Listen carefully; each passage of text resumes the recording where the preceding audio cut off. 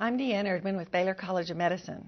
Microbes and Disease is the 11th activity in a unit entitled The Science of Microbes.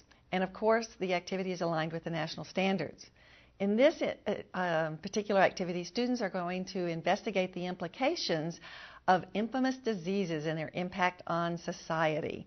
So the materials that they will need are simple. You have 6 disease information sheets: HIV/AIDS, smallpox, cholera, plague, malaria, and tuberculosis. And now you know why we call them the infamous diseases. You will run off 4, if there's groups of 4, you will run off 4 copies of each one, and everybody in a group will get the same sheet. For example, if group 1 is assigned HIV/AIDS, you'll give 4 copies of HIV/AIDS to that group, so each student has a copy to read. And then 4 copies of the smallpox to the next group, and 4 copies of cholera to the next group, and so on. The next thing you'll need is, each student will need a 3-2-1 sheet, and the 3-2-1 sheet asks questions about, something new they learned, something that surprised them, and a question that they have. And it's helped to focus their thinking as they read these different information sheets.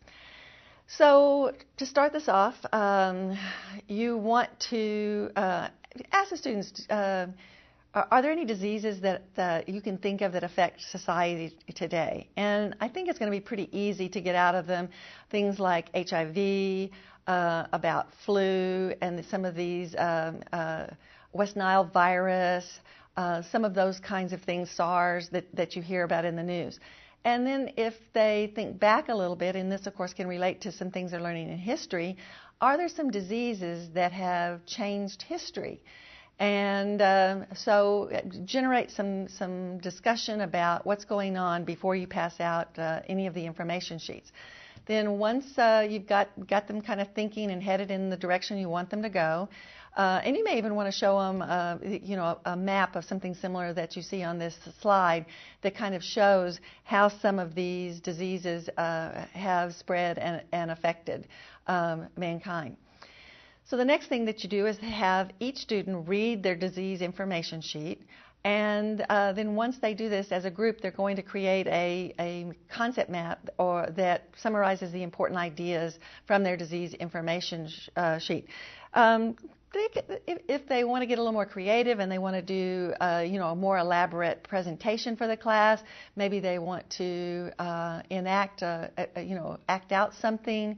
They may want to find some different information, but in some way you want each group to prepare and present the information.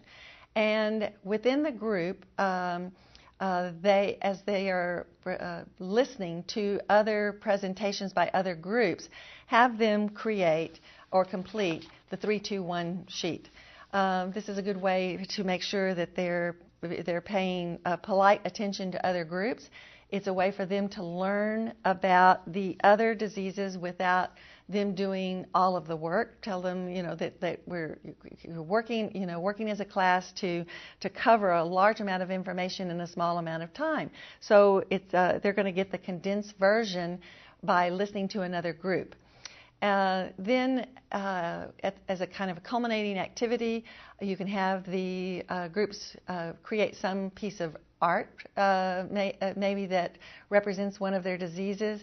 You think about with HIV, you see all kinds of artwork that's created around that particular infection, quilts and beautiful paintings, etc. They can write a paragraph explaining their artwork and exactly what their thinking was behind it. Or they may want to do something, if they're feeling a little less artistic, they may want to do an informational brochure or something that would help someone else.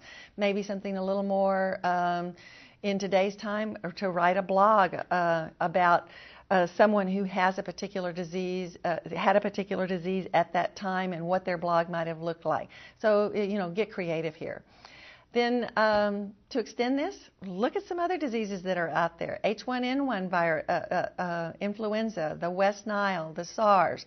You may want them to look at these emerging diseases see if they can go on the internet and get some maps from the National Institutes of Health or the World Health Organization or the Centers for Disease Control. They'll be able to see what some of the infectious diseases that are prevalent at the time and present that information to the class. A PDF of this particular activity is provided along with this presentation. And once again, I think with a little investment of time on your part, students will enjoy this activity and gain a lot from it. Thank you.